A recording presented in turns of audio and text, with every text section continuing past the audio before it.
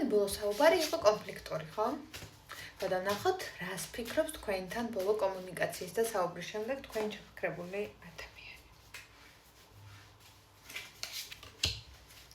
იმას, რომ ბავშვური სილაღე გაქვთ და მისთვის მიგაქვთ ის სილაღე, რომელიც არასდროს არავის მეუტანია. გრძნობაში თქვენს მიმართ საოცარი ენერგიები და გრძნობა აკავშირებს, რომელიც თითქოს არასდროს არც ერთ გრძნობას და განცდას არ უდრის სხვა ადამიანებისადმი, რაც გააჩნდა. ფიქრობს, რომ ყველაზე მნიშვნელოვანი ადამიანი ხართ მის ცხოვრებაში. და ბოლო საუბრის მერე იმასაც ფიქრობს, რომ ყველაფერზე ერთბაშად დააფიქრეთ და სულ არ აღელვებს სხვა ადამიანები რას ფიქრობენ მასზე.